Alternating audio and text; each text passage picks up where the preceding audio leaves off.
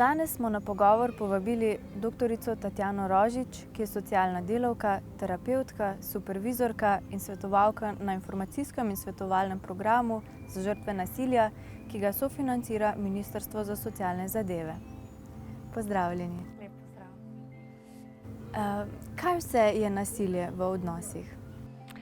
Ja, nasilje v odnosih je vse, kjer nek posameznik ali včasih tudi skupina posameznikov prevzame oziroma si vzame absolutno moč, kontrolo in oblast nad drugim ali drugimi in tega drugega vzame kot tistega, da mu mora biti podrejen ali da je on kriv za vse, kar gre temu nasilnežu narobe v življenju, oziroma ja, da je v službi njegovih potreb.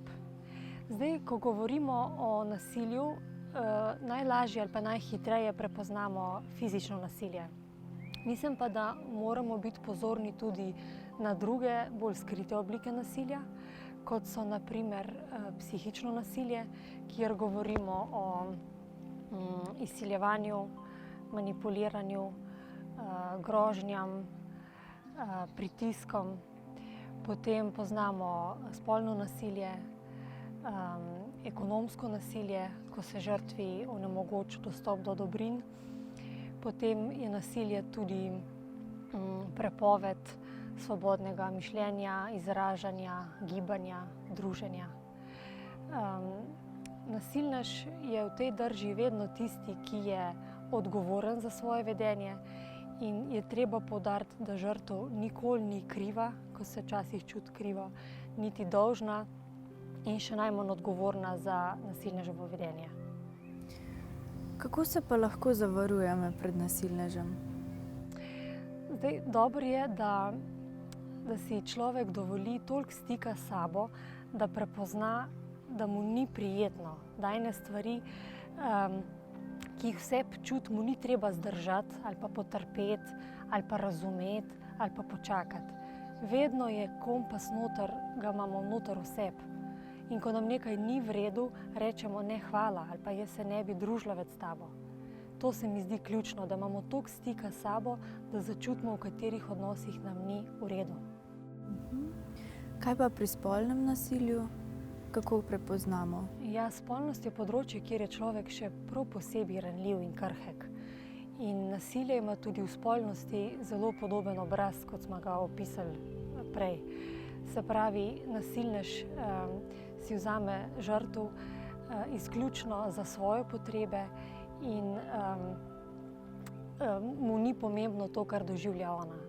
Če hočemo govoriti o zdravi spolnosti, moramo iz nje izključiti vsakršno nasilje v smislu grobosti, perverznosti in zlorabljanja drugega samo za svoje potrebe.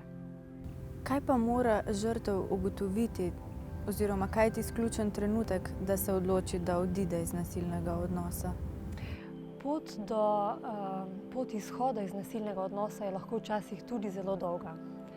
Temu botruje dejstvo, da so žrtve ustrahovane, čutijo se dolžne skrbeti za nasilneža in krive, če bi se karkoli zgodilo temu nasilnežu ali njim ali otrokom, bi krivdo vedno pripisale sebi.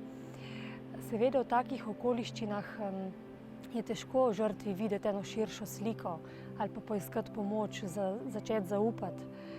In ključen preobrat mislim, da se zgodi takrat, ko žrtev ugotovi, da je vredna, da je dragocena in da ji pripada boljše življenje. Ta odločitev je v bistvu zelo pogumna in potrebuje veliko opore. Takrat je prav, da pridemo ali kot posamezniki ali kot družba žrtvam nasilja nasprot, da si lahko opomorejo po izkušnji nasilja, ki je za njimi, in pol tudi, da lahko svoje življenje vnaprej zastavijo v enih varnih, toplih in prijetnih medsebojnih odnosih. Najlepša vam hvala za te odgovore in pripravljenost za sodelovanje. Prosim, hvala tudi vam.